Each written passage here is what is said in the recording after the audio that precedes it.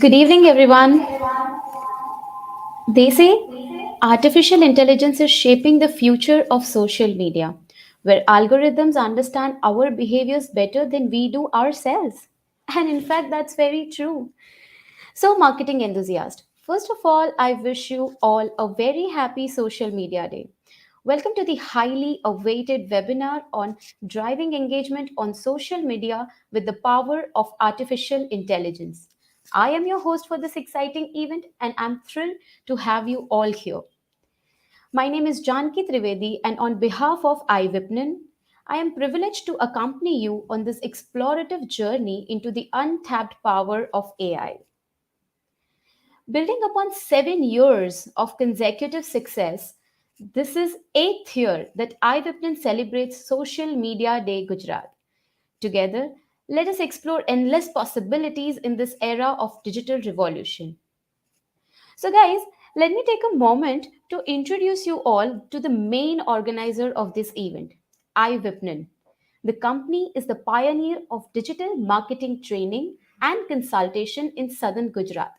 With a strong reputation built over many years, iVipnin has been at the forefront of providing comprehensive digital marketing solutions globally. iWipnin catalyzes success in helping your business grow sustainably on a global level. Now, talking about AI. AI is not a buzzword, it's a disruptive force that can potentially transform our society. Today, we are here to uncover its transformative potential for social media. Whether you are an individual looking to build a personal brand or business seeking to amplify your online presence, this is the place for you. Today, our speakers will share their insights, strategies, and practical tips on how AI can be our game changer in achieving your social media goals. And now we arrive at the heart of our event, where our esteemed speakers will share their invaluable insights on how individuals can change the momentum of social media strategies. So, for today's event, we have three speakers lined up. Allow me to introduce to the first speaker, Mrs. Mehek Chawla. Mehek is a skilled marketer with more than 6 years of experience in various marketing areas such as lead generation, social media, influencer, content marketing, email, and digital marketing. Welcome, Mehek. Thank you so much. I'm very, very privileged and honored to be presenting here. And yeah, it's a great time, and I think it's about AI, the biggest Yeah, revolution. So really excited. yeah. We are privileged to have you here. Thank you. Our second speaker for the day is Mr. Gautam Shelley, the founder and CEO of AI Sensi, a WhatsApp marketing platform and co-founder at Guidevilla. We welcome you, Gautam. Hi everyone. Thanks, Janki. Thanks for the intro. Glad to be here. Yeah. And lastly, the third speaker of the day, Mr. Bhautik Sheth. So, Mr. Bhautik Sheth was about to hold this session, but due to some uncertainties, he is not able to. So, we have Divya here to cover the place for Bhautik. Divya has 6 years of experience in CEO and web marketing. We welcome you, Divya.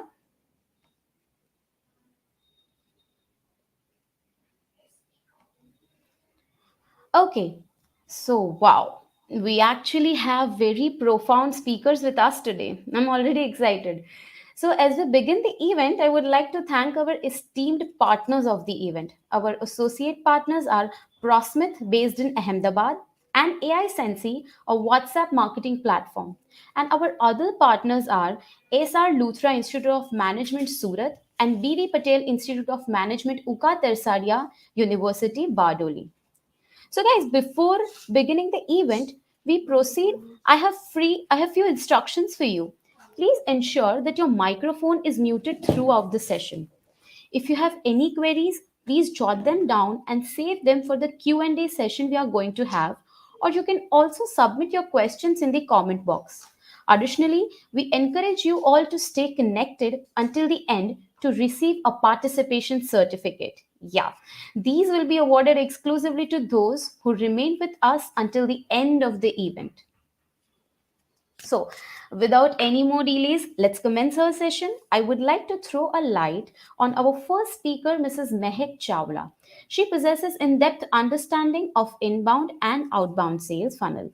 With a proven track record of developing and executing successful marketing strategies, she has driven business growth and generated value for her clients and organizations. Currently, she is contributing her expertise in VDO AI, where she is focused on driving the organization's marketing initiatives to success. Mahek will enlighten us on the topic of intersection of AI, social media, and advertising. Okay, over to you, Mahek. Thank you so much, Janki. Once again, I'm very, very honored to be here talking about something that my company also stands for, which is AI, and how marketing, advertising, and social media together are under the radar of AI, and how are they actually benefiting from it. Before I kind of start the session, I would just share my screen for everybody to participate and make this more interactive.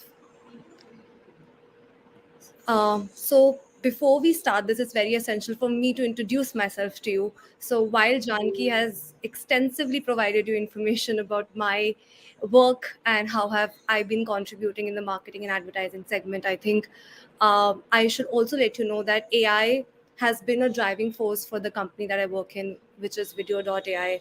And we stand for innovation, we stand for creativity, we stand for AI, and we stand for building a future that is built on transparency, privacy, and something that we call as brand safety. While I introduce these words to you later in the segment, I think this will give you a little bit overview of the session that we have today, which is we'll touch points, we'll touch some points on AI, we'll touch some points on advertising, we'll see the significant impact of AI in general, some case studies, how brands leveraging AI in general, and some opportunities that we have further lined up for the future.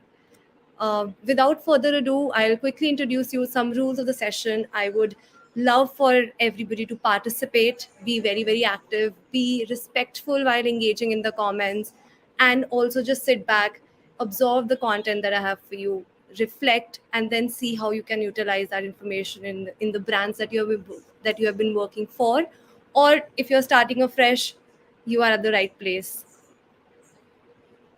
So anywhere when I start a session, I think I start with a question, something that will put our thinking caps on and it will make us contemplate on certain different aspects of AI or any other topic for that matter. But since we are talking about AI, advertising, social media, this question is for you.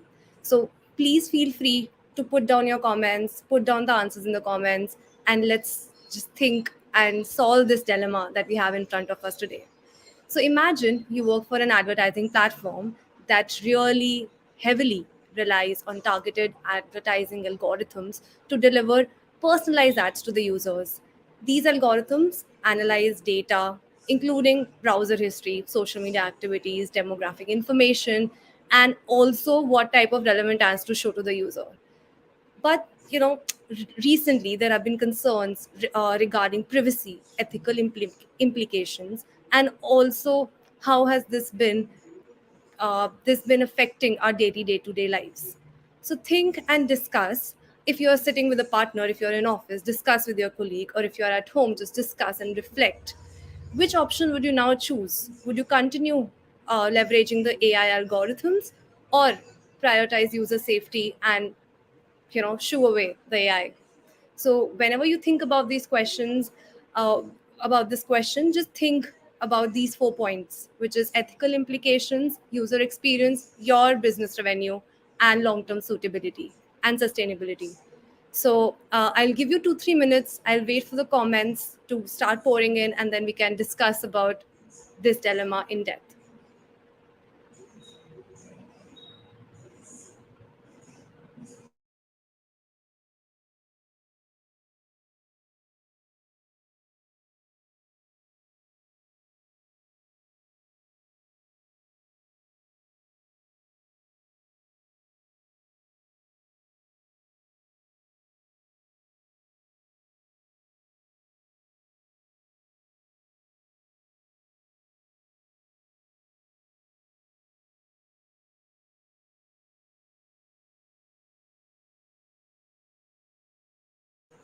If somebody would like to unmute themselves and talk it through, we can discuss the answers in depth as well.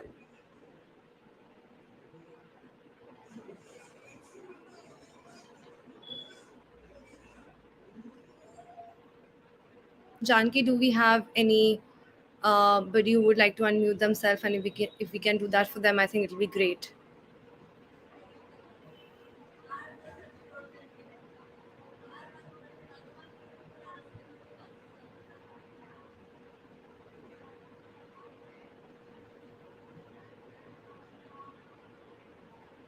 Media marketing.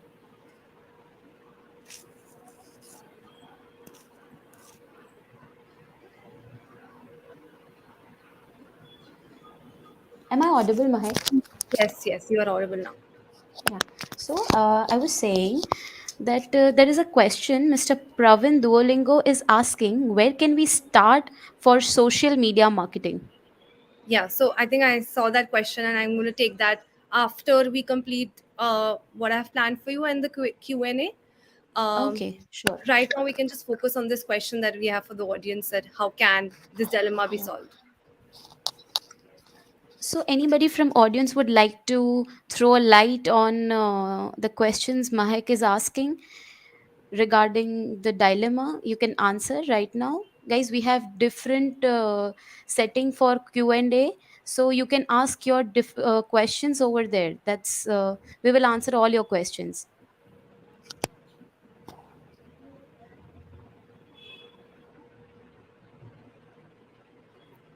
I think, in the interest of the time, I'll quickly cover up for all the thought bubbles that might be pouring in the minds of the people. Yeah, So, sure.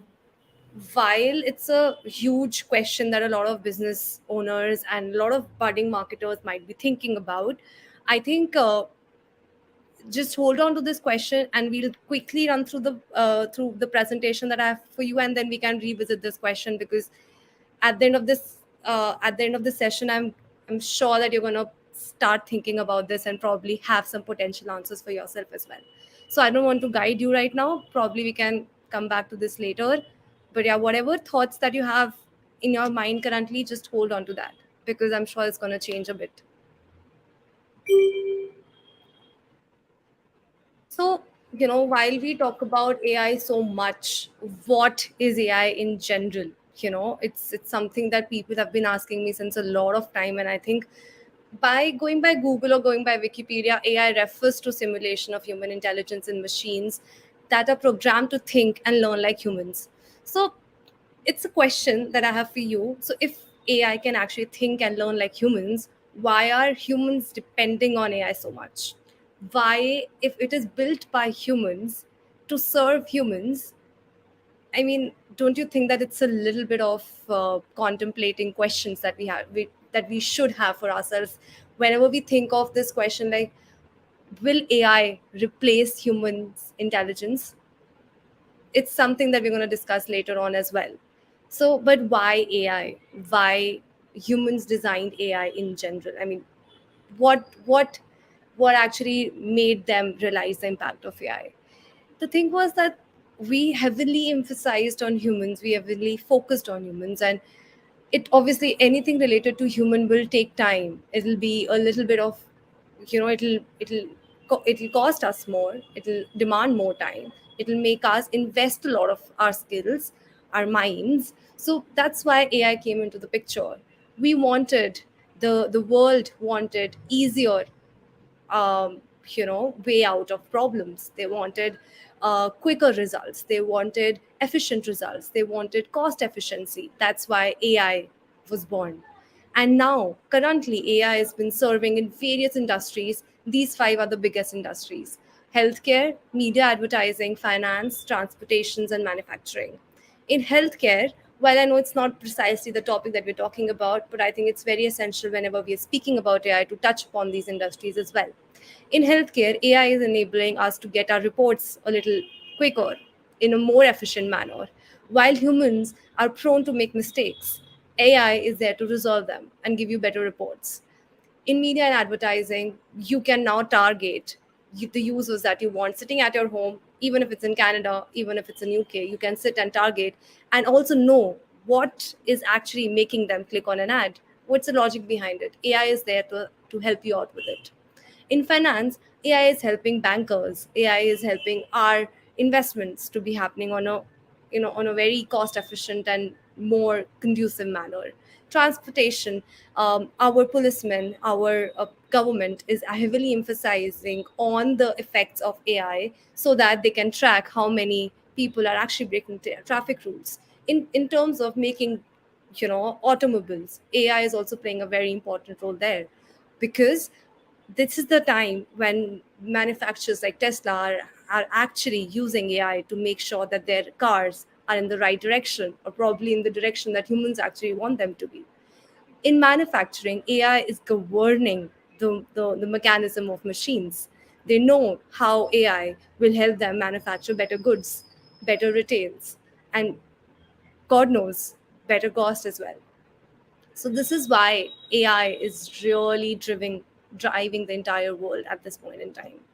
As we move forward, we should now really emphasize and think about how AI is powering social media algorithms. Right now, do you know Facebook and other social media platforms, and also YouTube, are heavily emphasizing on AI powered algorithms? They are actually using it in real times, and we didn't even know it. So how are we actually bridging this? How are we actually helping come out of this? Or if not, I think we are just going with the flow. We are also part of this 4.2 billion active social media users worldwide.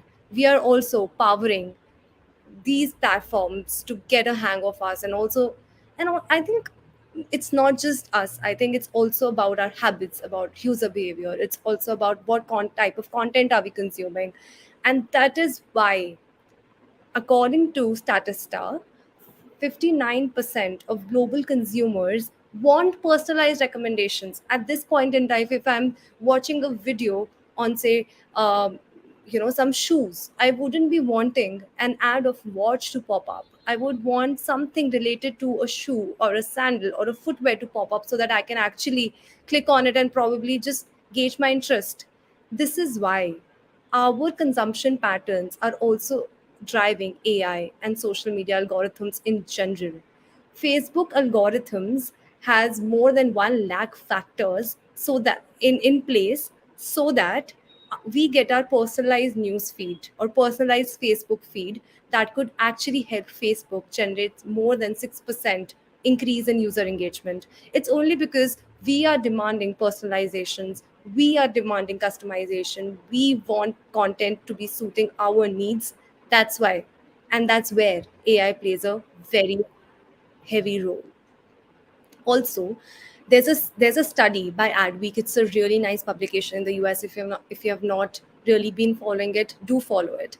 So it's a study by Adweek which says that if you get content which is very targeted to a user, the user is supposed to click on it more than 2 to 3 times. That means that if you happen to see an ad of a footwear by a brand called Bata, probably 2 days later, if you watch a ad of Liberty, also you are likely to click on that as well. That's because the algorithm knows your interest. They know your browser history. They know where are you tapping your digital footprint on, and that's why AI is something that is driving us also to be, you know, just going with the flow. And a report by Accenture says that 75% of consumers are likely to purchase a brand that provides them personalized recommendations. For example, if you're watching Netflix, you would be seeing different recommendations of the movies based on what you have watched. That is how Netflix also leverage AI in their own digital streaming platforms. And YouTube recommendation algorithm is also AI powered. They know what are you watching, so that they're going to recommend content based on that. So that's how AI is governing us on all of these social media platforms, and we didn't even know about it. So I think it's time for us to even think on how we can leverage this AI algorithm for our own brand. And when we talk about advertising and AI, while we just touched upon social media as a major uh, platform, I think we should also leverage AI in terms of advertising, where all AI is tapping into in terms of advertising market, what all advertisers are actually expecting out of AI. So cut short, I think you can read everything that I've written on the screen. But just cutting it short, AI in general is the future of advertising, wherein you can actually tap into the data points, the insights, and also do creative dynamic optimizations. What are these words? These words are simple, but they look complicated. So basically, if you're running an ad on any social media platform or any other Google search platform, what does AI do is AI provides you insights that you have never actually seen before. For example, your social media interactions, your browsing history, and your purchasing patterns. It could be that probably I am a shopper who just tries to just scroll around and not buy anything. Probably I would then get ads related to brand awareness. But if I am a shopper who loves to also do hefty shopping, then probably I'm going to see ads that are related to getting maximizing clicks or probably lead generation. So that's how AI is empowering these search engines or these advertising platforms to actually get the best out of user. And that's how these platforms are also getting paid. And when we talk about creative optimizations, all these AI driven platforms, what they do is they provide the best uh, creative or best ad to the user basis on the historical patterns. For example, if you have if you have an ad of a shoe, and that shoe has been worn by a woman versus a shoe which has been worn by a man, and if you run both of these ads together, AI will determine which ad is performing better, and that ad will be shown more to the users who are prone on getting that on clicking on that ad. So that is how AI and advertising are interlinked, and that is how they are actually governing the entire advertising landscape. And also I think it's very essential for us to know who which are these platforms that leverage AI. To give you an overview about it, I will go to my next slide, which is there are a lot of AI driven platforms, but these are the top four. One is obviously Google responsive search ads. Second is Facebook automated ad creation and Adobe advertising cloud. And then there are ad tech platforms like video.ai. I'll quickly brief about to you all about this. First, when we talk about Google responsive search ads, it's something that I just talked to you about it. Google will actually choose the best performing search ad for you, and that's gonna run like a viral ad, and that's how the brands, the advertisers are most likely to get benefit out of it. Facebook automated ad creation is a great AI powered tool that has been introduced by Meta in its recent development, which will actually ensure that whatever ads that you are making, if you do not have a creator, you actually get to choose from Facebook's algorithms or Facebook's AI images, and also integrate that. And they are going to give you suggestions on headlines, on descriptions, on budget, and also on the bid strategy. So all of this was not really in place back 2 to 3 years back, and it is now introduced based on AI driven algorithms. Adobe Advertising Cloud is also it's very similar to Google and Facebook. It will give you suggestions. It will give you strategies. It will give you what's the bidding strategy. It will give you the type of creator that will work better, and also it'll give you a blank space or a canvas to actually put your creators and start making something on your own. If you're a creative person, definitely, or else you can leverage these AI driven platforms as well. Then big ad tech companies also play a very, very heavy role in AI.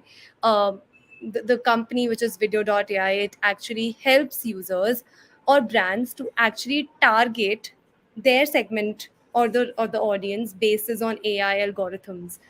What is AI algorithm? AI algorithm is nothing but something which is already designed by humans based on historical patterns, or something that we already have gathered in terms of first party data, second party data, third party data. And that's how we curate this AI algorithms, so that the brands actually get the maximum benefit out of it. So for example, if a brand comes to me and say that, hey Mehak, I want to advertise on only the platforms which are food centric, or probably which has most number of food enthusiasts or foodies, so can you do that for me? And I'll be like, I can't do that, but AI can do that for you. So that's how trustworthy and that's how beneficial and cost efficient AI is. So Video.ai as a platform is AI driven platform that actually helps advertisers connect to the user in the most personalized and customized manner. So for example, if I am a user in India, I am going to see an ad which is based on probably my culture, which is, say, or probably in Hindi.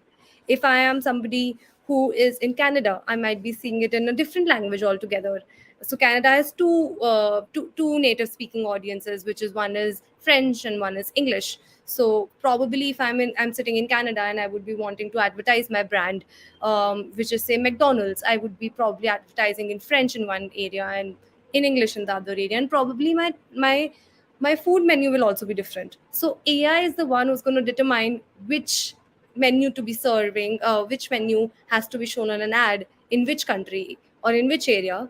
I don't have to do the hefty working. I don't want to do the heavy lifting here. So it's AI who's going to do that for me. And even the creatives, for that matter, creatives are also something that AI in general can do that for you.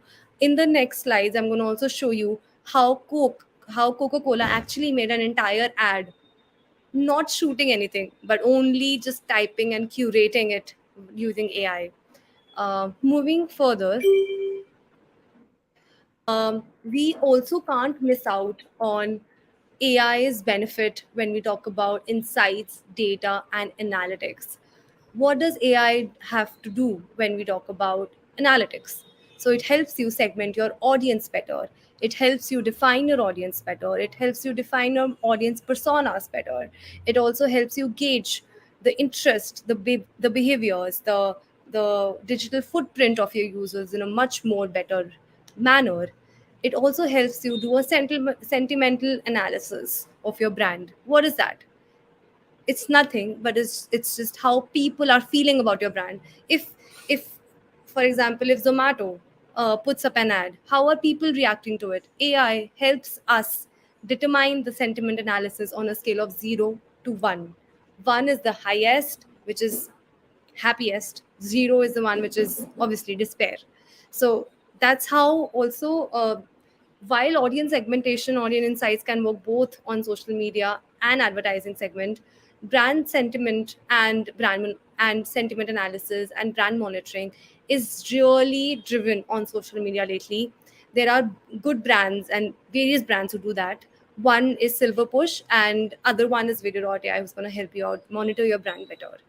When we talk about data processing and analysis, AI is also powering that up for you in terms of giving you engagement metrics, giving you campaign metrics, and giving you campaign performance, so that you can actually, get some insights or data points to actually make your further campaigns or future campaigns much more lucrative for your brand. So I think that AI is actually ruling. It's just that we didn't know that it's powered by AI until now. Or probably if you were reading about it earlier, you must be knowing till now. Other thing that is actually really leading the market is predictive analytics, which is actually been you know taken by a lot of brands, especially big brands like McDonald's and NBA as well. So, what does predictive analytics mean in social media or in advertising? It's just nothing. So AI just collates all your data that you have had from your past campaigns or from your social media campaigns or from your social media pages, and it actually creates a forecast model or a forecast outcome of, if you go on the same page or the same on the same speed, then what's going to happen 5 6 years down the line. So, and if you're not happy with that outcome, probably change your strategy, probably change your advertising strategy, change your social media strategy. And if you're okay with it, then at least it'll give you a sense of relief that you're on the right track. So, AI in that sense is going to give you a future lookout of something that you have not really known. So, that's how driven or that's how evolved AI in general is. Recently, I was actually discovering AI on LinkedIn. Whenever you are on your LinkedIn feed, just try to explore that. If you go to your LinkedIn profile, it will show you an option of um, em- emphasize or redesign your profile. And if you click on it, it will suggest you better copies on your LinkedIn, better bio description, better headline description, basically anything and everything revolving around content, optimized better for LinkedIn, curated by LinkedIn, of course, and leveraging AI in totality. Other example of AI that you must be also seeing lately is ChatGPT. I'm sure that you all are familiar with it. We all use it. It's just that um, it has its own pros and cons, but I think in general, AI has taken a whole amount of revolution in India. When ChatGPT got introduced, we had a lot of AI driven tools before it as well, but I think ChatGPT just gave us a breakthrough, and now that's when we are talking about AI. And there are a lot of other creative platforms as well, which help you generate images, generate videos, and generate motion graphics on just writing a text. So if you just write a smiling lady, it'll just make a visual of a lady smiling. So that's how AI is evolving, and that's how in social media also it'll save your time when you're doing social media marketing. So yeah. So, like I told you about, I'm going to show you some videos that will be AI generated ad and other campaigns that that have taken place earlier. So, just I'm just playing this ad, and now just see with the vision that it's not AI generated. It's something that you are seeing for the first time. You're not going to tell the difference at all. Somebody once told me the world is gonna roll me. I ain't the sharpest tool in the shed. She was looking kind of dumb with her finger and her thumb in the shape of an L on her forehead. Well, the years start coming and they don't stop coming and they don't start coming and they don't stop coming and they don't stop coming and they don't stop coming and they don't stop coming and they don't stop coming and they don't stop coming and they don't stop. So it was really interesting when I first saw it. I was really impressed by the way that how these people have been created, the bottles have been created, and it was not human effort at all. It was just a code or an English text that they have written, and that's how this ad was created. It has no real people, no real bottles, just plain AI. Other ad that I have for you is by Coke, by Coca-Cola. Just experience this. This called Stable Diffusion AI. It's very different than the other one, but it's really interesting as well. So just have a look.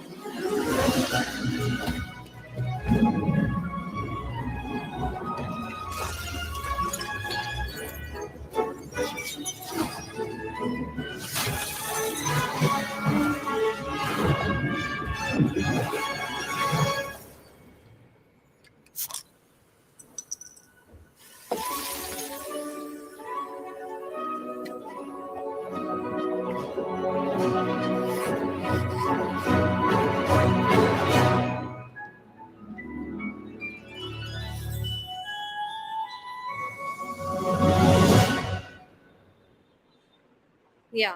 So when I first saw this ad, I was like, I'm pretty sure that it's VFX, or if it's something that has been probably designed by people sitting at their creative studios. And I was wrong. There is only one person which is real in this entire video, with the one that is sitting and had the bottle, the Coke bottle at the end of the entire ad. The entire other scenes have been AI formed. It's nothing real. It's only stable diffusion AI, which is nothing but text to video AI. And but the difference here is that there is one real person and everything is evolving around him, and that's how he got a bottle of Coke.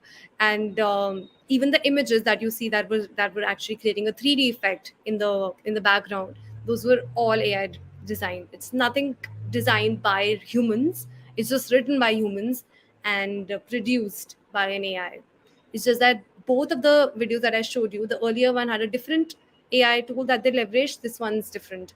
So the other one that I saw, the first one that we saw, was a free tool. You can actually go and check that out as well. It's a great tool. You can put in whatever amount of images or videos that you would wish to curate. Just write it down as comprehensively as possible, and the AI is going to do that work for you. So yeah. And the other one is Netflix. I think I spoke about it earlier in the session when we talk about how Netflix algorithms actually govern what we are watching. So based on your watch history, Netflix algorithm actually collates all the database of videos that they have and actually suggest or recommend you the ones that you're most likely to click on to increase your watch time. And actually, because you're actually watching, you're streaming, Netflix as a platform is actually monetizing over it, because hey, you're paying for the subscription. And it is estimated that because of this recommendation algorithm, the company saves $1 billion annually. That's a huge amount of money, only possible because of AI revolution that has been taking place. And next time you watch Netflix, just do see if whatever that you are watching actually is something that you really want to watch. If not, probably watch something else, and Netflix is going to do their level best to provide you the content that they feel or the AI feels is best suited for you. So that's how AI is actually positioned in so many ways in our lives. Talking about future trends and opportunities, I think we have covered most of them, but I think few of them are still in the development stages. When I say Chat GPT, I also mean that Chat GPT's competitors are also underway. So I'm pretty sure that Chat GPT will no longer just be a text AI tool. I'm sure that it will transform into designing, it will transform into PPT generation, it will transform into creatives, it will transform into something that probably other competitors are fighting for, which is AI driven technologies to help people minimize time, maximize efficiency. So talking about future and opportunities, one of them, I think I've written most of them, but I think I would also invite anybody in the comments, or anybody who would like to unmute themselves to talk about what they think AI for us in future will be.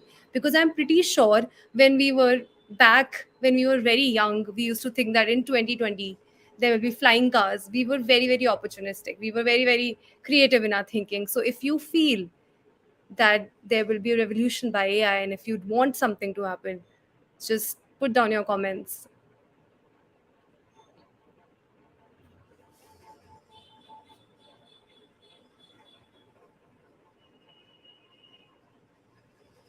But in general, if I talk about, opportunities that are lined up for us, it's immense.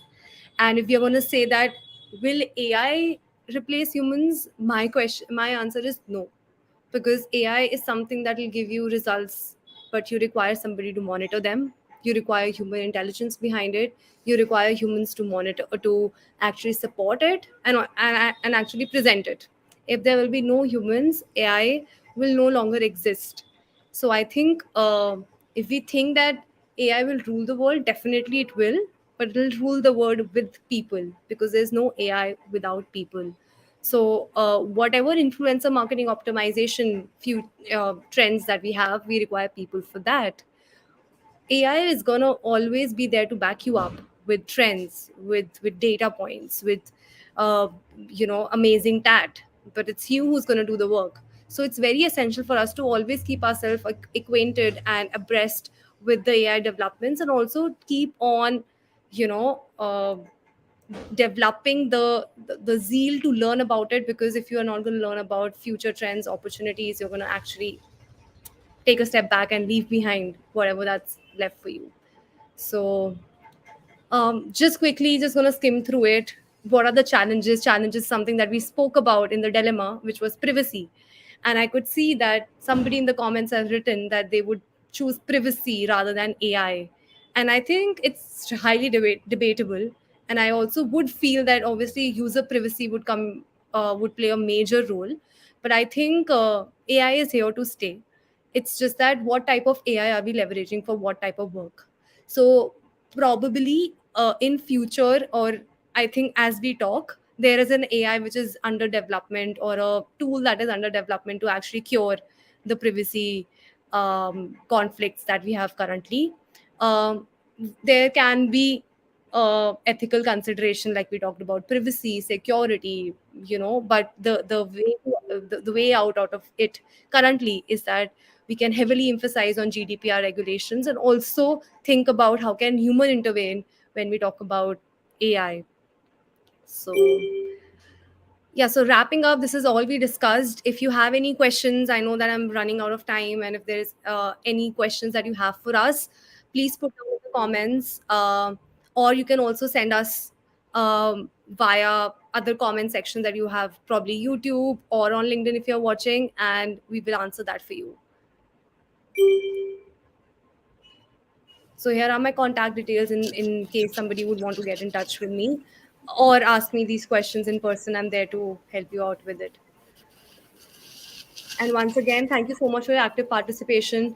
Praveen, I think you and I can connect in person as well. I know that everybody is after me that we are running out of time, and I don't want to take anybody else's time. But yeah, where can we start? SMM is something that I can discuss in person with you. And yeah, thank you so much for everybody for their participation. It was really great to present my thoughts on AI. So, Mahek, I would like to add that from everything you showed, the best, like one of the best thing I loved was the Coca-Cola ad. I am sure, because I also loved it. It almost gave me a feeling of like teeny tiny feeling of Spider-Verse. Yeah, I'm Everybody sure. is running and climbing, and yeah, so Yeah, it was great. And to describe your presentation in just one word, that would be lucrative. I mean, thank you you. have touched, and you have touched the best part, which people want to hear. कि AI हमारी job तो नहीं खा जाएगा ना? I think this was a question that I was hearing for so long. And for your information, this PPT was developed using 2, 3 AI tools. And I wanted to tell you this in the end, so that you also get a hang that, while we are the one who is doing everything, but AI is Yeah, also there to support us. So, yeah, I yeah, mean, nobody is going to cover up for your jobs. right. Definitely, we have to leverage AI and we have to work with AI. That is the ultimate objective. That's Yeah. right. So thank you, Mahek, for your precious time, and it was really great having you. And you Thank you. have really provided great insights, and we learned a lot from you. Thank you. Thank you so much. Thank you for having me. Yeah. So, guys, we believe that many of you have been actively noting down your questions, and however, within the given frame of time, it might not be possible for our speakers to answer each and every question in detail during the webinar, of course. So, rest assured, we value your queries and they will not go unanswered. Definitely. We will compile all the questions and their answers into a special ebook. This ebook will be carefully crafted, covering each and every question of yours in detail and sent directly to your mail address within few days. Okay, so I have a small announcement for you guys that Mr. Bhautik Sheth is actively joining us in the webinar. Yeah. So without any delays, let's move forward.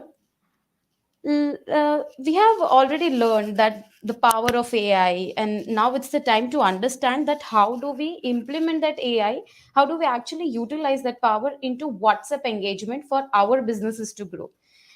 So, moving forward, I would like to introduce our second speaker of the day, Mr. Gautam Shelley, the founder and CEO of AI Sensei. With his extensive experience and background as the co founder at Guidevilla, Mr. Shelley has played a crucial role in enabling businesses such as Skullcandy, Vivo, PhysicsWala, and many others to leverage the power of AI Sensei to enhance their WhatsApp engagement. Today, he will enlighten us with an insightful presentation on transforming engagement to conversion through WhatsApp chatbot. Over to you, Gautam.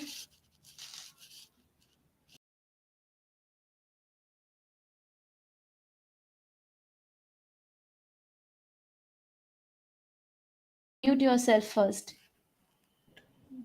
Hi everyone. Thanks a lot, Janki, for the wonderful introduction. I hope everyone can hear me very clearly, right? Something in the comments so that I can know that everyone can hear me. Okay, okay, great. So I'll be sharing you some tips and tricks what you can do today. Great. So I'll be sharing some tips and tricks what you can do today for WhatsApp. How you can actually grow your business on WhatsApp. How you can actually acquire more users on WhatsApp. How you can actually grow your business on WhatsApp, and how you can retain your customers via WhatsApp marketing. You all might have heard that WhatsApp marketing is the new email marketing in a sense, because WhatsApp has really good open rates and click rates. So WhatsApp has almost 80% to 90% of open rates and around 20 to 30% of click rates, which is almost 10 times of email marketing. And I would just like to start my presentation, right? And we can just go on.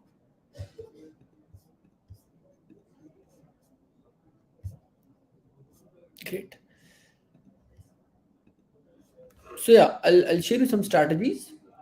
We empower today 5,000 plus businesses across 26 countries. We do almost 200 million plus WhatsApp messages till now, and ASNC is a Meta business partner. So we are one of the top global 80 companies who only 80 companies in the world have access to the WhatsApp business API. In India, this is just 20 odd somewhere.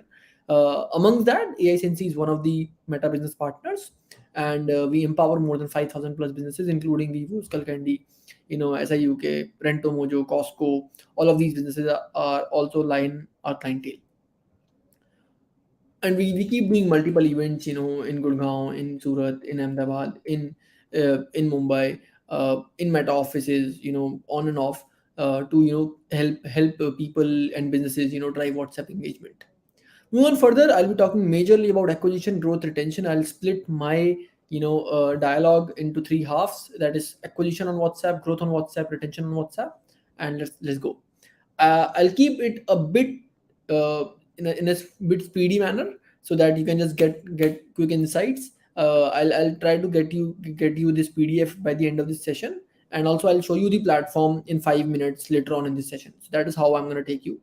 So as an acquisition channel, if I call WhatsApp as an acquisition channel, The first way, what you should do, and everything what I'm going to talk is very actionable. You can just go and get started right away also, right?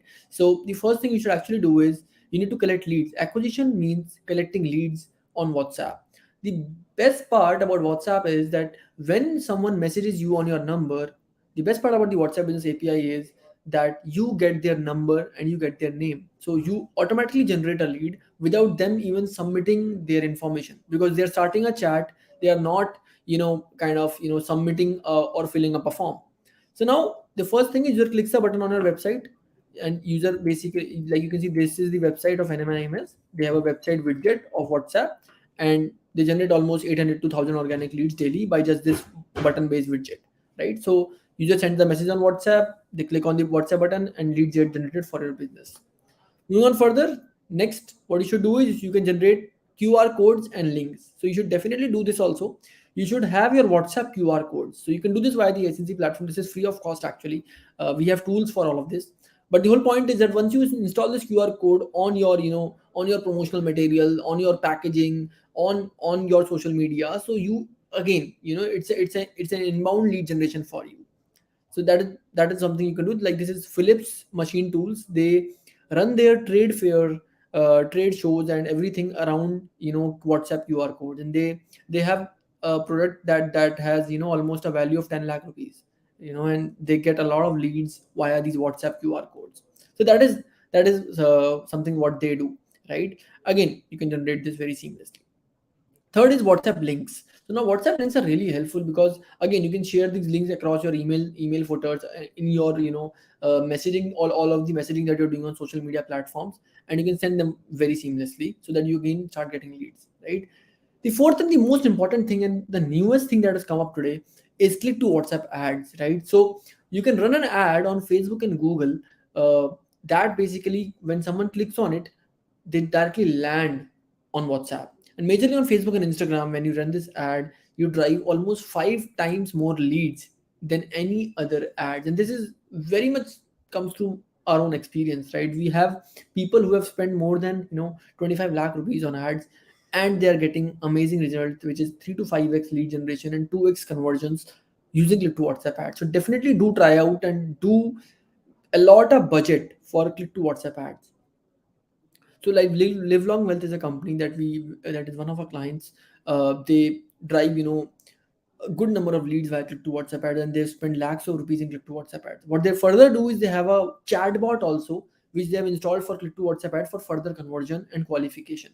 So now, once you start the journey with click to WhatsApp ad, you can have a chatbot in place which can answer the questions and which can actually qualify your customer, right? Once the qualification is done, then you have a set of leads which your sales team can actually go and convert, or you actually know that you can broadcast to them and you can convert them. So yeah, click to WhatsApp ads can also be done via the ASNC platform. So you can create ads via the ASNC platform. We have a native integration. Actually, this integration has only been developed by one partner of WhatsApp, and that is us. Since these APIs are slightly tough to crack and there's a lot of hassle, so we took some time and we just build this experience for SMBs, where they don't need to haggle around with the Facebook Ads Manager. If you can run ads, click to WhatsApp ads via the Facebook Ads Manager or via the ASNC platform also. One good thing that we noticed was Happy Credit was doing this thing called missed call automation. So you see a lot of brands just post their mobile numbers on billboards, right? And on their promotional material that is offline. So once you're doing your mobile number thing and you're asking people to send a missed call, what you can do is whenever someone raises a missed call to that number, to your business number, you can actually send them an automated message. Okay, thanks for your interest. You can download the app now or something. In this manner, you actually try to build a repo first, and then you try to convert them, right? So WhatsApp marketing is not about just sending spammy messages or just sending offer messages every day. It is more like building a community around on WhatsApp, which opens up your message whenever you send them a message actually.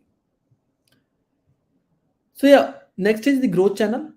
Growth is more about pushing offer messages, right? We definitely know that the open rates of WhatsApp are 95 to 98%. Now they have dropped to somewhere around 85 to 90%. But yeah, still very good channel for your promotional messaging. People drive crores of revenue using ASNC platform. So we have seen that we usually, for any business, whenever they start with WhatsApp marketing, they drive 25 to 60% revenue. I'll give you a small example.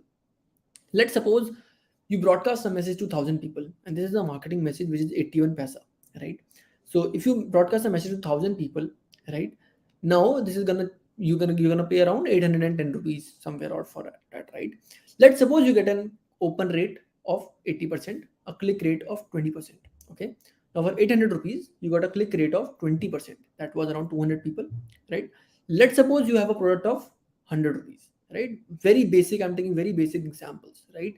So now let's suppose the number of people who are buying is almost 15%, or let's say 10%. I'm just bringing it even more down. Worst case scenarios, right? Worst case, this is gonna happen. 100 rupees ka product, 100 people are clicking, right? So now 10,000 rupees you get instantly of just 810 rupees that you spent. That is bare minimum. And this can go to even 1 lakh rupees if you have a higher product, your product is at a higher charge, or more people are clicking up and everything.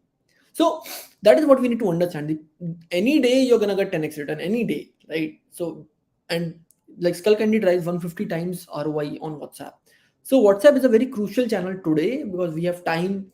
It's very nascent, it's very new, and you got time with it, right? And so the click rates are higher, the open rates are higher. Like Rento Mojo increased their sales by 12% by just sharing exclusive offers. And definitely now we see Diwali is coming up.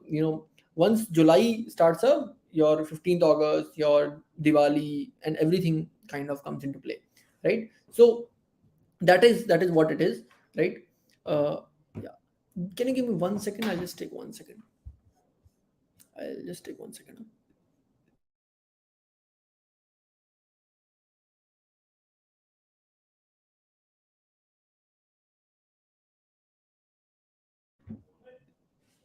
Yeah, I'm sorry for the change. Yeah, so moving on further, there was something that came up. Moving on further, let's go to abandoned cart. This is one strategy that has been working really good for e-commerce brands, but this can be applied to other industries also, right? So order. Yeah. So this has been really going good for e-commerce brands also. The strategy is very simple. Whenever someone lands on your buying out page and they drop off, you can just shoot them a WhatsApp message, and basically they'll get converted very soon, because this is very high intent leads.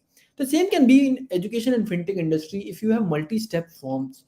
Now what happens in multi-step form is there is a drop percentage, but if you know that which person dropped at which step, you can actually then get back to them, and you can drop them a WhatsApp message for them. And it really works well because the intent was very high, and Skullcandy drives almost 25% revenue, 33% revenue, via this abandoned cart rate. So the recovery rate is 33%, and the revenue is almost 25%, which they drive using abandoned cart messages. Moving on further, so Shopify and WooCommerce, you can set up, if you are on Shopify and WooCommerce, you can just set up these flows. There are multiple flows around order confirmation, order cancellation, abandoned cart, COD recovery, order reordering, order feedback. All of these flows are pre-maintained out there, and you can just set up these flows very seamlessly.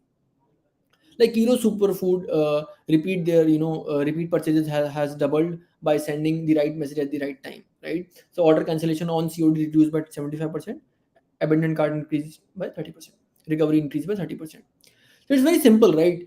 See, there is one bottom line to this thing, that if you are sending the right message to the right person at the right time, right, you're definitely gonna get really good results on WhatsApp. It'll all come down to what is the target audience, what message are you sending them, and at what time are you sending them, right? So that is what is very important.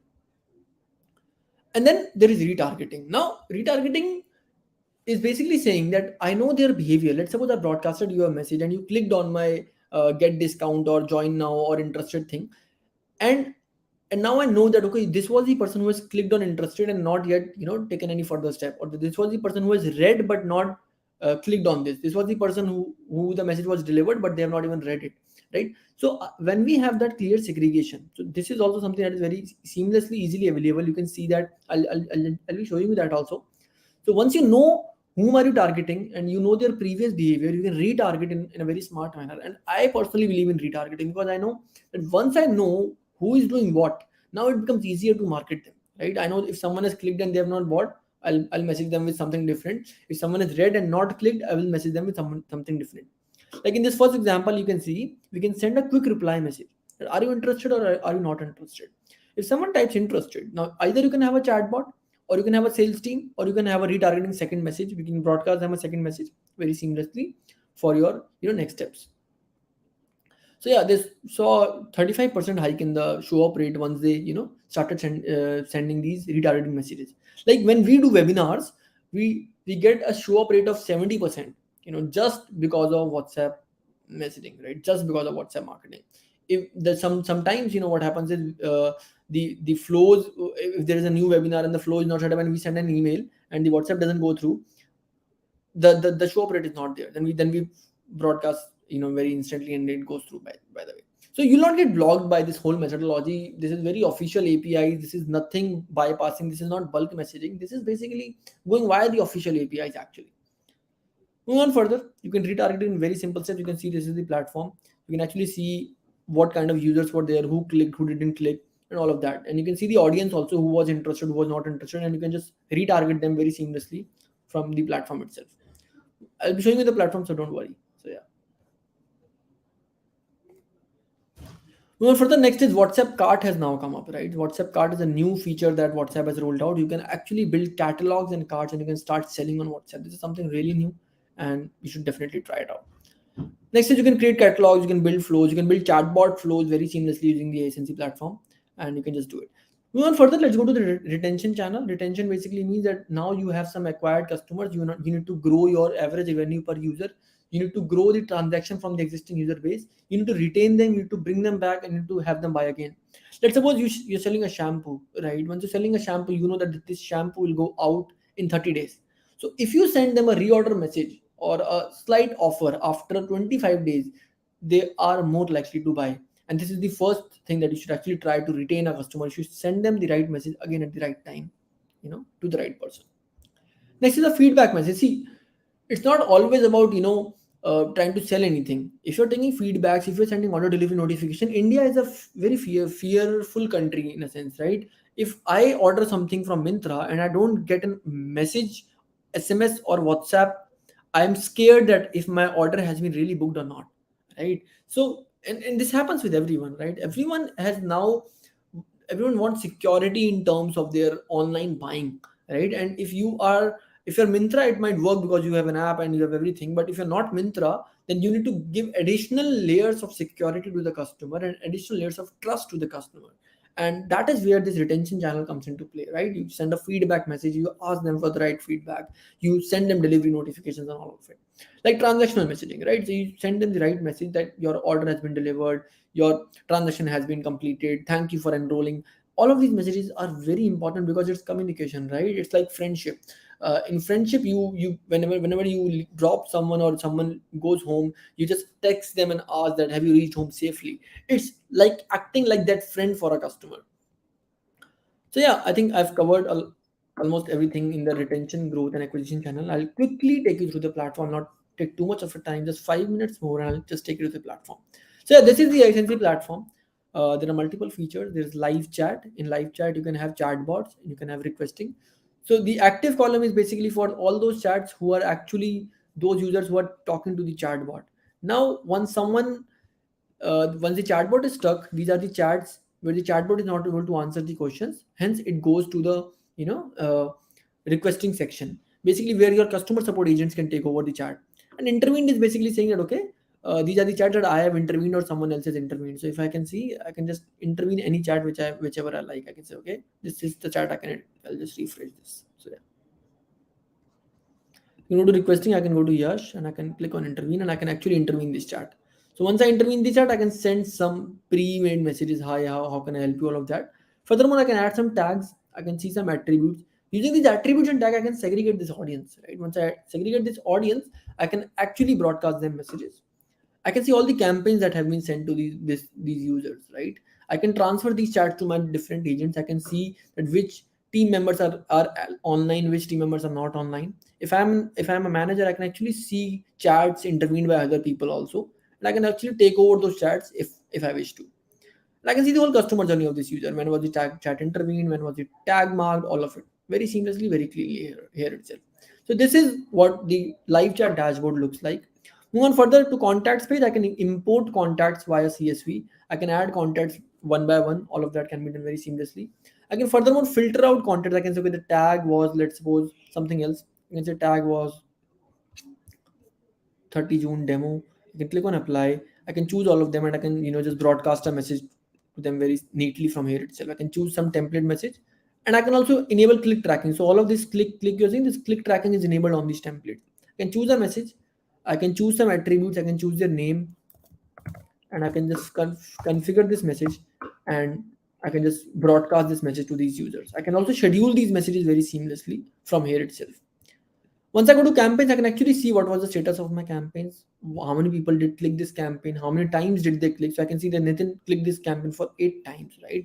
So this is how I can actually see the analytics very cleanly, very deeply. Next, I can run click to WhatsApp ads from here itself. So I can see multiple ads, I can create multiple ads, I can get all the leads in these campaigns, and I can just broadcast them again, or I can have flows. Flows is basically saying, okay, I can now create chatbot from here itself very neatly, very seamlessly. And I can store values, I can collect information, I can book appointments, and I can create multiple chatbot flows right from here itself. Moreover, I can have single product messages, multiple product messages, I can build catalogs from here itself, and I can just go on. So that is what I can do from here. I can manage my catalogs, I can have my products, I can connect catalogs, I can do that everything from this particular platform itself. Going to manage, I have multiple, we have 300 plus template messages for you from which you can choose and you can just submit them and you can just get them approved very seamlessly. Approval takes hardly 1 minute. I can, and then there are multiple features, right? There is a welcome message, there is an off hours message, there are agents, you can add multiple agents, you can turn them to a manager, all of that stuff. You can have analytics, chat analytics, agent analytics. You can see that, okay, which agent has intervened, which chats, all of that. You can connect these platforms to your own software, to your own, APIs, and you can just trigger messages from on based on multiple app events from your own end, right? Moving on to notifications, you can enable push notifications also. You can turn this whole app into a mobile app very, very neatly, very seamlessly. Further on, for integrations, we have multiple integrations here from Razorpay, Pabbly, Shopify, Lead Squad, Warehouse, MoEngage, WebEngage, CleverTap, all of it. And then e-commerce. So you can set up your e-commerce store. You can set up. We have pre-built flows, and you can just set up these flows, and you can just get started. So yeah, this is how you actually go. And WhatsApp is launching some amazing features. And once you start doing these things, you can do a lot of things. Like if I go for click to WhatsApp ads, once you start click to WhatsApp ads, how can you use those leads? You can send an offer, you can build their persona and qualify them, you can send catalog messages, you can retargeting via ads and a lot of that. Next is WhatsApp catalogs, chatbot builder. I've already taken it through. WhatsApp payments is coming soon. So yes, WhatsApp payments is something that is very beautiful. So get started today on WhatsApp so that you can just get the right usage. Our platform is built in such a manner that it will guide you in a lot of places that you can, okay, do this, do that, do this, do that, right? You can do this, you can do that. So that was it from my side. I would love to take some questions. Uh, you can just jot them down in the comment section and just we can just have it. So, people, if you have any questions, please jot them down in the comment box. And Gautam, your whole session was precise yet very comprehensive. It was the statistics and the facts you used; they were very interesting, and it was very interesting. And we learned a lot from you. Thanks a lot. And Thanks a lot. Thanks a lot for and having me. so people who are using WhatsApp or who want to use WhatsApp for their business to grow, this is the time you enter your query down in the comment box, ask them to Gotham. He will sort down your query and you will be on roll. So yeah, thank you Gotham, thank you for Thanks a lot. enlightening us. Yeah, Yeah. thanks.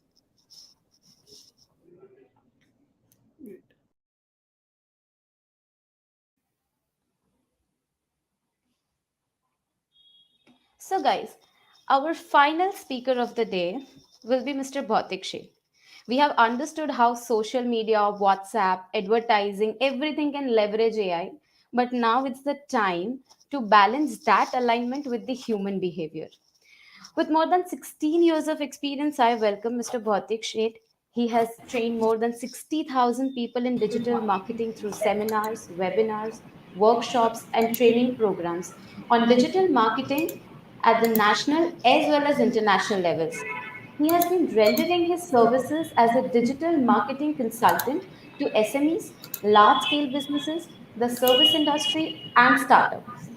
He has worked with more than 110 companies as a consultant. He has received many awards, which shows his result oriented leadership and commitment to his work. So, without any further ado, let us welcome Mr. Bhautik Sheth, who will address us on balancing AI and user behavior to enhance engagement. Over to you, Bhautik.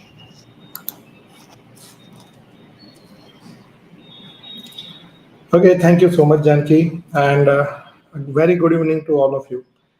And I wish very happy social media day to all of you as well. I'm very much thankful to Mahek and Gautam for sharing their views, and I think thank you so much for setting up the tempo. So, guys, I think already it is 7:15, and I know that I have to wind up with my session. But believe me, this is going to be a very interesting, I can say, the topic that is the balancing artificial intelligence and human behavior that you require as a social media marketer to boost your engagement. Now, when I say that you need required to boost your engagement, we also understand that until unless we don't engage people on the social media, it is very difficult to get the conversion. And the people who are already practicing social media marketers, you must be dealing with so many different types of contents, not only on Facebook or Instagram, but now also on LinkedIn, Twitter, and all the other social networking sites. You also understand that all these content types have different flavors. So those were the days when you used to create a single content, and the same single content you could post on all the different social media platforms. But now the things have changed, and this is the reason that I have decided to select this particular topic. So why this topic? The reason is very clear, that the AI tools, all of the sudden, thanks to ChatGPT, all of the sudden AI tools have started creating a buzz in the market. And specifically, if you see the Indian market, the context of the Indian market, most of the people, they are doing their own social media marketing. And the brands who can afford the huge budget, they go to the marketing agencies, and they spend lakhs of rupees every month. But what about the mid-sized businesses, the small businesses? These are the businesses who are normally doing their own social media marketing, the startup owners, and especially in the small towns. For these people, for business owners, these AI tools are proving like God for them. But the point is what? Do they actually understand that how to leverage these AI platforms? We all started talking a lot about ChatGPT a couple of months back, but now you see there are hundreds and thousands of AI applications and the web apps and everything is coming each and every day. Now it has become a little bit difficult even to identify the good AI platform, number one, and second, which AI platform can actually solve our problem. But whatsoever your decision may be regarding the AI platform or AI tool, the major thing remains the same. That do we understand that what kind of content we need to generate? So that is the gap. So guys, we need to understand, we need to go a little bit back. We need to clear our fundamentals first, because at the end of the day, whatsoever we do on social media, and it doesn't matter that what kind of tools the IT companies are developing, but very important thing is, do we understand the basics of the communication in marketing? Do we understand the fundamentals of advertisements? Because that is always going to remain the same. That is the foundation. If you understand the foundation well, and then if you understand that how to use the AI tools, I believe that it would be a cherry on the cake for your content. So I'll start with the PSCT principles, that is PACT principles of advertising. This is one of the very old advertising principles that stands for positioning, advertising, copy, and testing. Now, these are kind of principles that defines not only the advertisement position, but also it takes to the end level of the advertisement, the content that the companies they use till the testing. So to check the performance of the content. Now, these were the principles and the advertising models which were created in the non-internet era, or you can say that was an era when technology was not dominating the Indian or the global marketing industry or the global advertising industry. So the overall purpose of coming up with the pact was the basic the content evaluation. It means the marketers they used to use these particular principles to evaluate their content specifically to the objective to the content. So you need to identify the what is the objective of the content. Those were the days once again when once in the month or maybe once in a 2 months or 3 months the company used to spend money on print media, on radio, on television, and whenever they used to spend money, one thing was sure that the budget was very huge. And that was the reason that they had to identify their objective. They had to be very clear with the content objective. But now in the context of the social media, we create content each and every day. Sometimes we create multiple content on the platforms like Instagram. We create a very different kind of content for YouTube. We create a very different kind of content for LinkedIn. And at the same time, if your audience is there on the Snapchat, your objective to create the content would be different. So guys, if you are really using any AI tools right now, then first of all, identify the objective of each and every social networking platform and align your objective with the different platforms. It will help you a lot later on. The content evaluation goes till the performance measurement. So we call it the KPIs. You should identify the different KPIs. Now, there can be certain common KPIs for mostly all the social media platforms, but then there are different KPIs that you need to cater to. And when you go beyond the social media platforms, you go to your web analytics, you go to your Google ad campaigns and the OTT ad campaigns, then again the key KPIs would be little bit different. So you have to be very much clear about what kind of performance measurement you are going to do on your social media platforms after posting your content. The human response to the stimuli. Guys, each and every piece of content need to generate certain stimuli and you need to check the human response to that. So that is the reason that nowadays we see that most of the brands are very serious about the topical marketing and the memes and the trending content. The reason is they do not want to miss the human response to that ongoing industry stimuli because they all want to leverage that. And I think there is nothing wrong into that. But even we know that it is very difficult for the creative people even sometimes to identify what kind of content related to that topical post or even the trend that is going on. So how can AI be helpful to that? Well, there might be certain AI tools that are also being used to generate the memes. So yes, even there will be the tool or maybe there are already tools are available. But once again, do we understand how to utilize the best out of those tools? So that is going to be again an unanswered question. And not only that, we continuously create the content that can generate the repeated stimulus to your audience. If as a brand, if you are failed to generate that repeated stimulus, once again, you need to work very hard to get back your audience because we all know that the attention span has decreased a big time. If you go back 15, 20, 25 years, the attention span of the audience was very, very huge, but now it is very less. So it is again a big challenge to generate that repeated stimulus. So PICT principle, PACT principle, I believe that every marketer should go through and they have to be very clear about that because it will help them to understand or rather it will help them to evaluate their content. And I think it is not only be helpful for them to evaluate the content that is going to be used in the social media ads, but it will be very much helpful for their day-to-day organic content because normally we see that day-to-day normally content it is mostly focusing on the sales pitch or you can say that the festival related things, but what else we can do beyond that? I think this will help you a lot as a marketer. Very similar to PSCT principles, the Dagmar approach is also very helpful.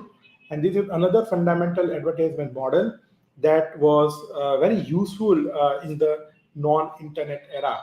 So Dagmar stands for defining advertising goals for measured advertising results. Now, this Dagmar approach, if we connect this advertising model along with the recent social media content, then you need to connect two things: the content goals and the content result. So once again, what is your goal? What goal you want to achieve through your content?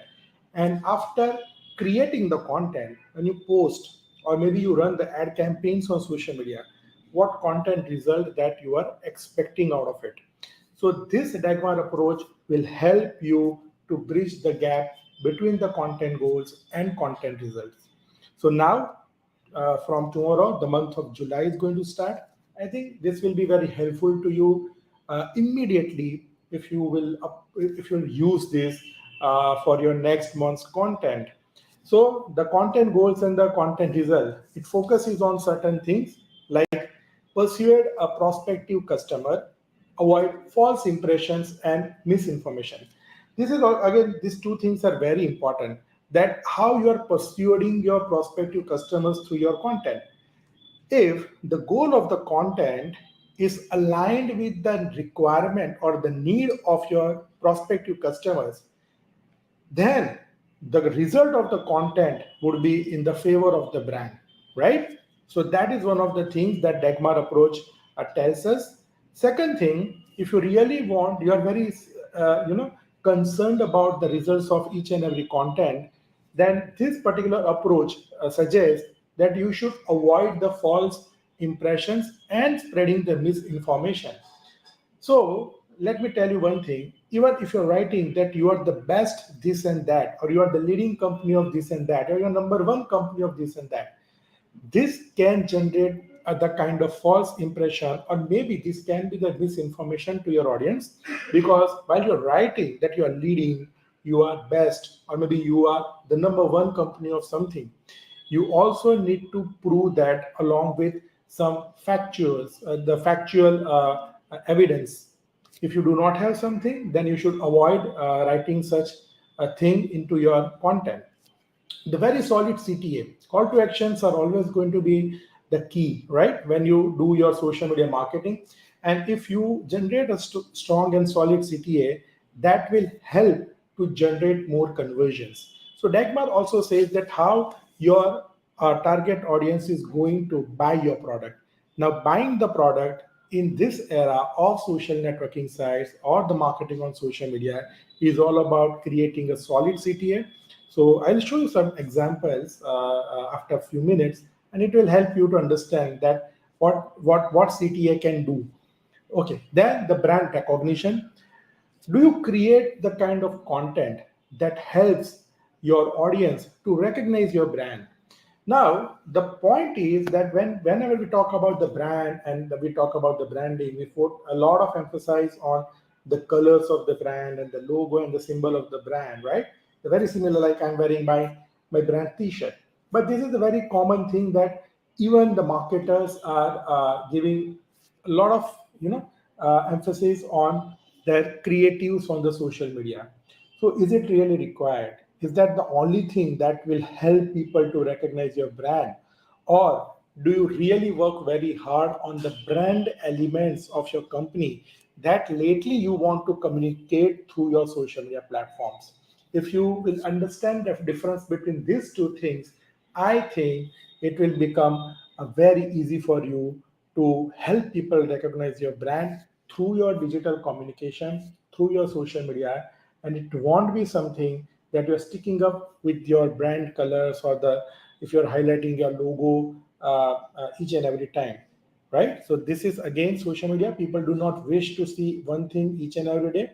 We will keep showing them the similar thing each and every day. Even the pattern of the designs, if you are going to show them each and every day, what we call the creative, the very fixed kind of format, your audience is going to get bored. And that is how slowly and steadily they start detaching with your content. And somehow your objective to create the brand recognition will not be fulfilled. And another Dagmar approach suggests that the benefits to the buyer. What kind of benefits your buyers are going to have after seeing your content. So the point is, if they are going to buy your product, they are going to buy your services, then how would be they benefited with your products or services?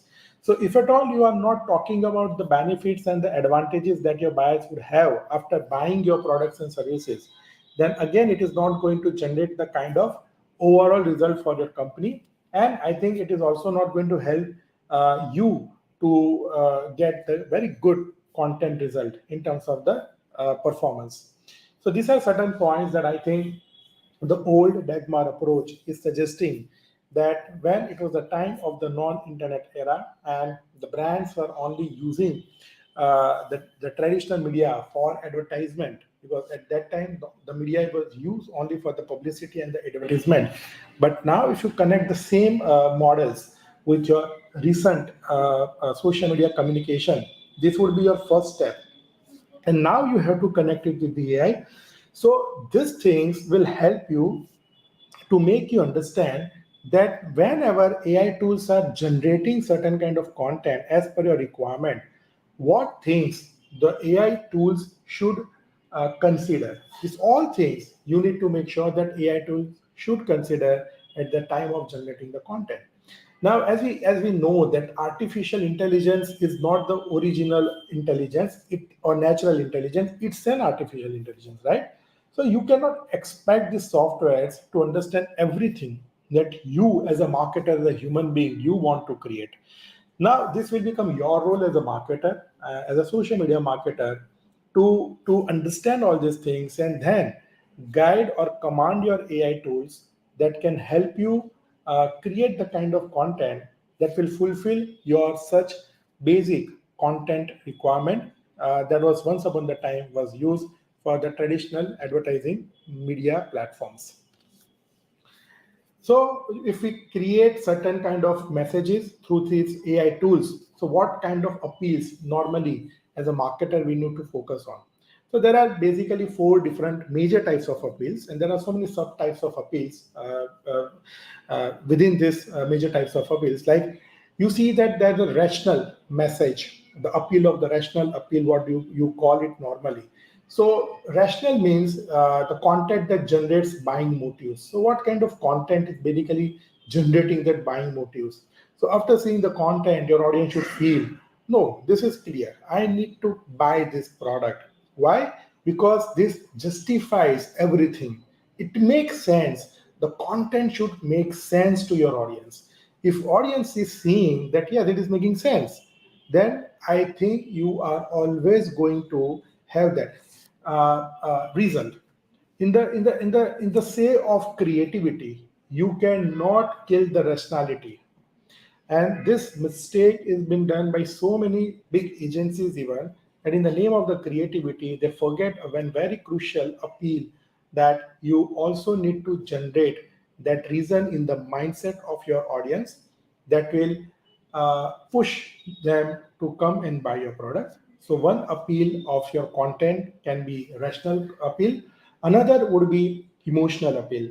Now, when you talk about the emotional appeal, these are the appeals that stir up some negative or positive emotions to inspire to buy.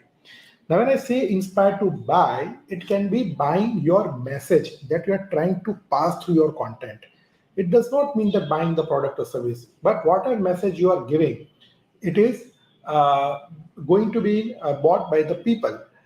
It reminds me one of the cinema commercial that many of you also might have seen when you used to watch movies in the theaters, in the cinemas. There was an advertisement of the person who used to chew tobacco, and you could see that everything was affected with the cancer. And he used to say that don't eat cancer, right? Don't eat tobacco rather, because it will cause the cancer. Now that was the negative emotional appeal that particular very small video commercial was talking about. Now when you see again this kind of messages, emotional messages that is generating that negativity, you will buy that message, right? So their agenda is to sell you the message, even though if you have something very positive that connects with your heart, and it reminds me the advertisements of dairy milk, the Cadbury Dairy Milk, all the commercials of the dairy milk, the Cadbury Dairy Milk is all about the very positive emotions, relationship. Now you see that as the festival season starts, we'll keep seeing from Raksha Bandhan to Diwali, this and then the Valentine's Day. This Cadbury will come up with a series of content, the series of commercials that is purely focusing on that emotional aspect of the content.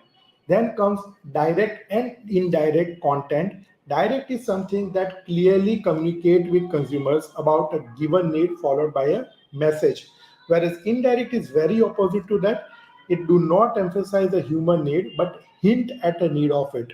Now, in case of the indirect, I can give an example of the mutual fund Sahi Hai. Now, if you remember that ad, right? Mutual fund Sahi Hai. So whenever you see that ad, there's always the indirect message to a common man, a very middle class man in that TV commercial who he keep talking about that yes, you need to invest today so that one day you can buy this or one day you can go to the foreign trip.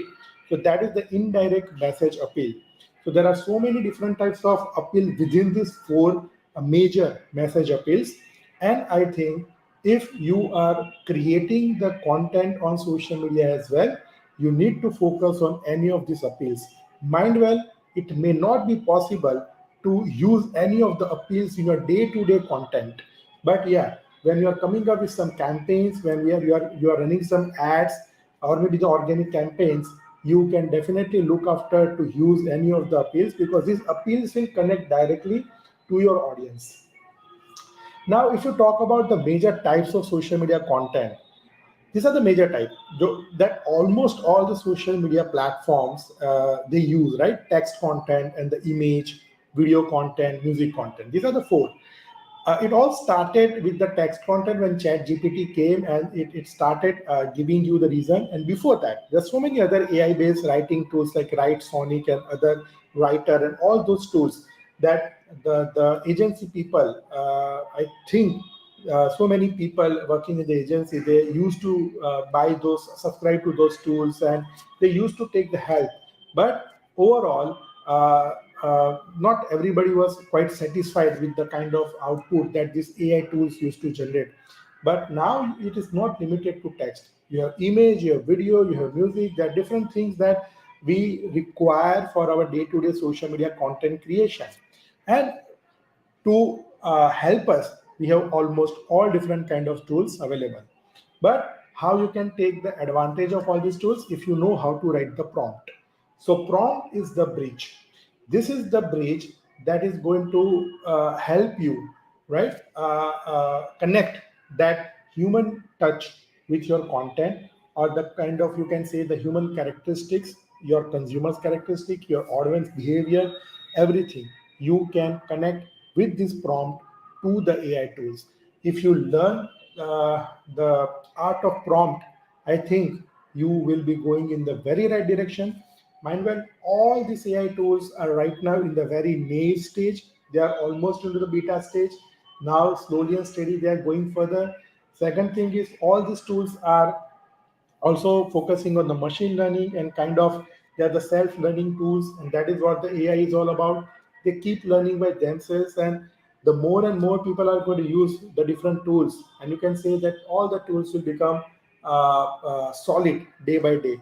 So meanwhile, if you can learn this, the art of writing the prompts, I think then you'll be in the very correct position to get the kind of content that you can lately use on the social media. So let's see a couple of examples that can give you the better idea. So you need to first understand that how you are going to create the prompt. So these are the four steps, and it's a very easy step to follow.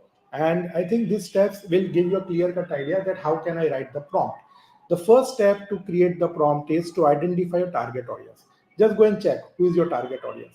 Now, this target audience is basically a very big population that we all know.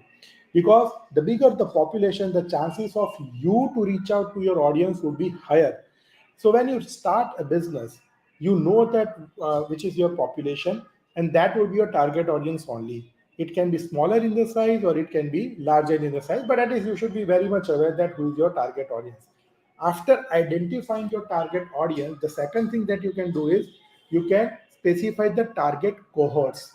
Now, cohorts are the people that you are going to select on the basis of your ongoing campaigns. Always remember one thing, that digital or social is not always one to all. It is something that you can go one, not to all, but one to few. And you need to keep identify your cohorts.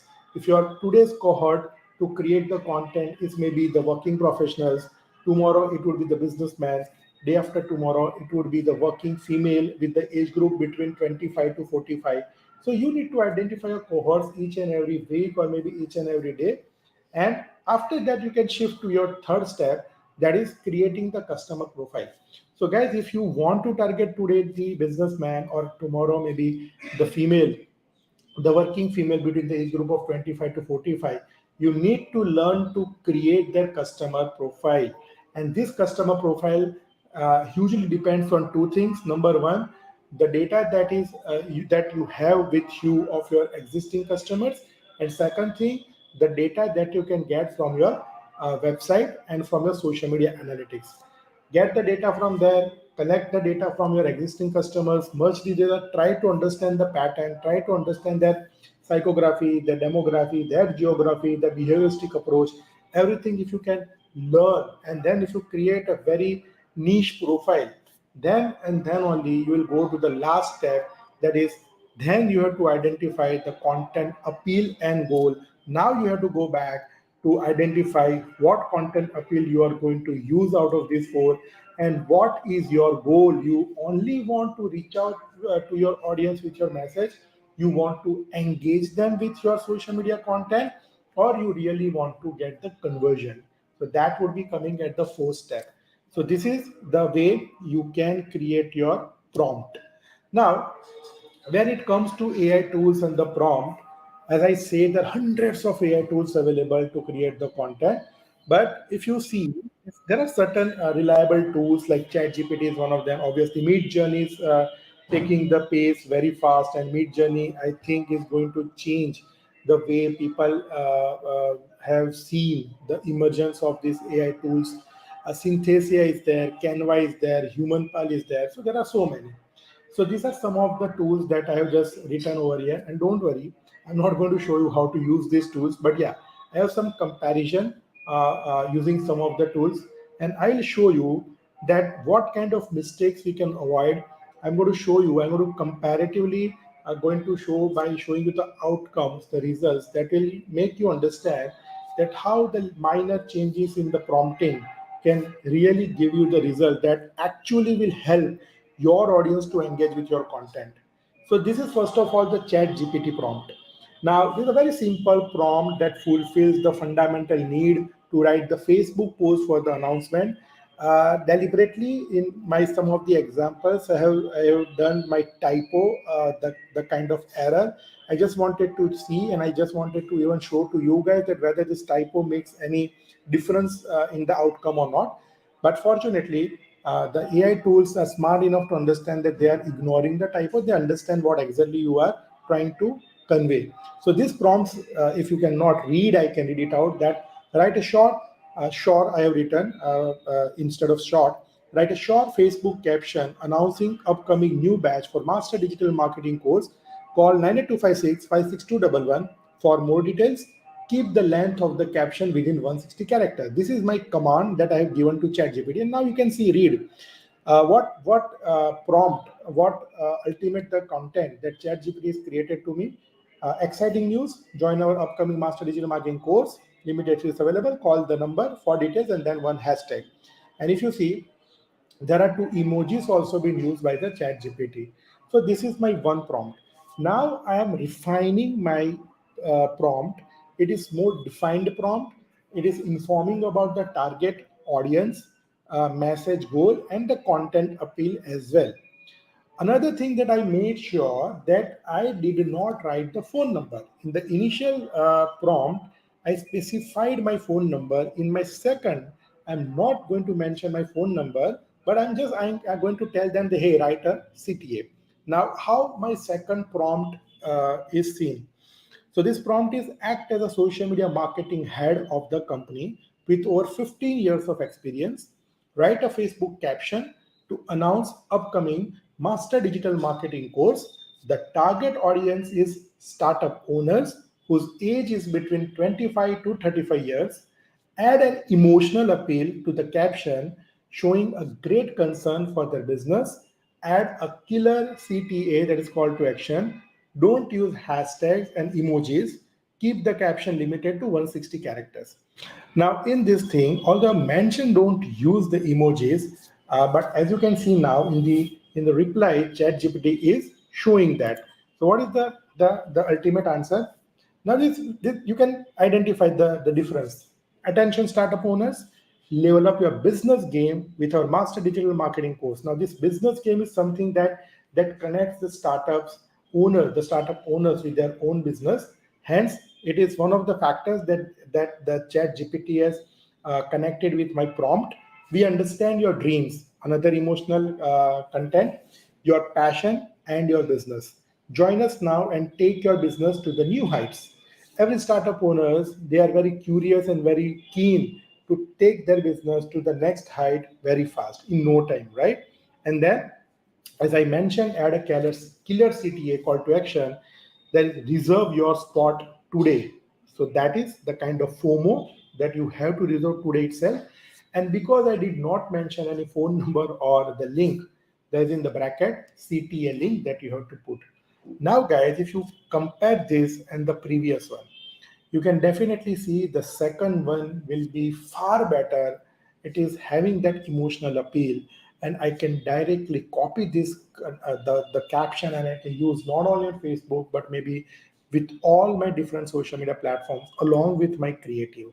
So this is how ChatGPT can really help you if you understand, you as a marketer, you understand that what is the gap. If you understand the gap, you can fulfill the gap in your prompt. Example number one.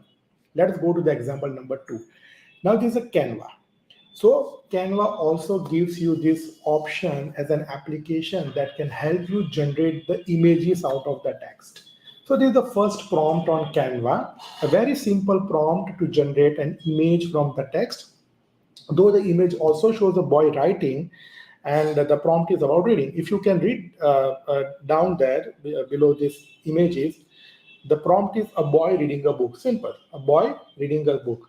And now you can see the first image is about reading, second is about writing, third is about reading, and fourth is about writing. So this is not something that I wanted. Now I'm changing my prompt. Now I'm being bit more specific, and still result is not satisfactory but far better than the previous result. So now my prompt is a British skiing boy reading a book with no expression on his face. Now the first, second, and the fourth one is reading the book, but the third one is something a Brahmin boy is looking towards somebody, but and there's no expression on his face, but he is not reading. He may have that book on his lap, but it is not been visible in the image itself. But at least I can, out of four, I'm getting three images that I can use for my further content creation. So this is again, if you can see, this was the first one. I was not clear about my requirement, and I became again. If you see, the emotional appeal that I had to write in this particular prompt was with no expression. That was my emotional appeal that I wanted to generate from my creative, the image, the photograph that I wanted to generate from the Canva. This was the example number two. Now going to the third and last example. This is from another AI app called Starry AI, right? So it's an AI application that again helps you generating that the photos and the illustrations and the images. So it's again a very beautiful startup, the AI that you can use for sure. Although it's a paid one, but limited for a limited credits you can use every month. So the first prompt, if you can, a very simple command again to create an illustration. If you can read an Indian origin child walking in a park, very simple. An Indian origin child walking in a park, nothing else. But now you see the kind of the result that I'm seeing. It looks like an Indian origin boy and is walking. So very simple. But now I'm becoming more clear with my prompt. The second one is to see again the more defined prompt, informing about the color of the skin, mood, and expression. Now you read an Indian origin child, again the spelling mistake, whose the typo, skin color is fair, is walking in a park. His face is happy and he's smiling. Now you see, this is something that I really was looking for. Actually, this picture was in my mind when I was trying to write my prompt. I wanted to see a boy coming from the front or maybe coming from the side where his face is clearly visible, and he should be happy and he should have some smile on the face. And not only that, but when he walks, I wanted to see that he walks like he's very happy. And now you compare this one, it looks a very tired boy going home after completion of school with the bag. And now you see a fresh boy enjoying himself and just taking the long steps, and he's very happy. This is again the emotional appeal that I wanted to show with my prompt. So, guys, these three examples are actually telling us that AI can work as per our requirement. But the thing is that what Janki was saying previously, that can AI take our job? Can AI throw few people out? I think AI is never going to replace the humans. But one thing is very sure, as a marketer at least, you as a marketer, you should learn to give commands. If you know how to give commands, I think AI can act you as your friend. These applications, these tools are definitely going to help you a lot. They've been created to reduce your work. They have been created to shorten the time that you normally take to when you work manually. And also you need to learn to bring that human characteristics in your commands. If you can develop these two skills, I think you can become the very good friend of all the AI tools that are now available in the market. So, guys, don't just go and start jumping onto it and start using it, because, as I said earlier, the bigger brands, you don't know whether they're using it or not. And even if they're using it, or maybe the team, their agencies are using, they are using very smartly. As Mahek has shown that example of Coca Cola commercial. But at the same time, when we see the local business people, the small business owners, and the mid-sized business owners or the SMEs and MSMEs, they just feel that because it is there on internet and internet is free for all, everything will come for free. I think nothing comes for free. You have to subscribe to it, and you need to learn to leverage the platforms to which you are subscribing to. And guys, that was my part of the day. And thank you so much for listening to me. And if at all you have any question, if at all you have any query, I think you can definitely ask me. Anything if you have, you can ask me. Um, Hello, Bautik. Thank you for this insightful presentation. And the only word that describes this whole session is lucid. Very precise, that too on this very deep topic. The way you broke down topics through different approaches and different perspectives was commendable. I mean, you actually covered all the angles and gave our attendees a 360-degree view of AI as well as aspect of human behavior. We are so privileged to have you here.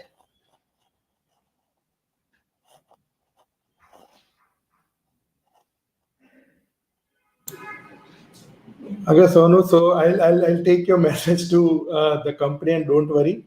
I'll take this responsibility to give you solution.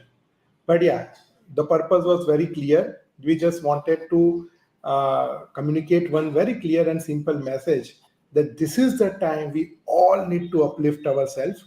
Second thing, no matter which company is providing which tool, our agenda is, if not this company, then another company.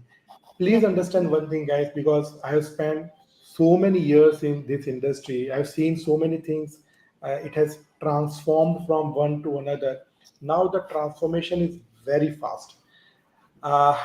we should have certain level of empathy with the organizations also, because it is not so easy to develop the product. As I said, all the products are at the very initial stage. It requires a lot of money, a lot of fund. Still, I appreciate that Indian companies are coming forward and they are inspiring all of us not only to start something on of our own as well, just like them. At the same time, we all should buy their products and we all should support.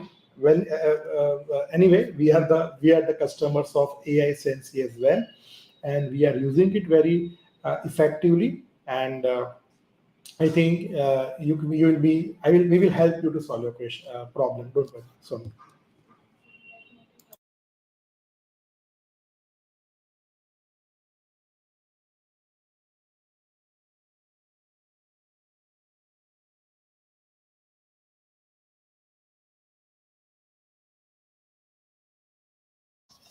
Thank you, Bhautik. Sorry. Thank you, Bhautik.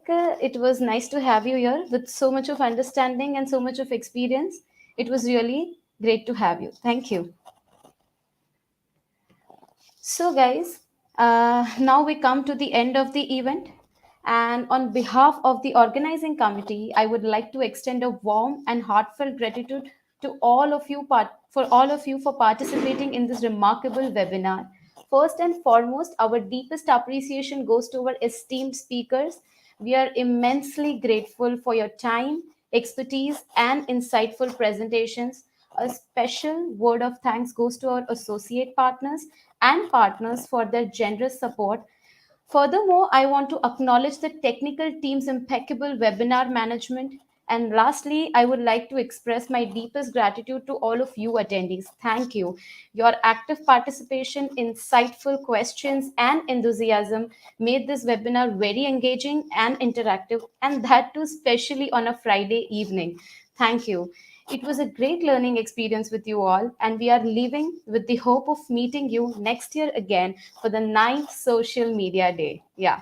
Bye bye and have a very happy weekend. Thank you.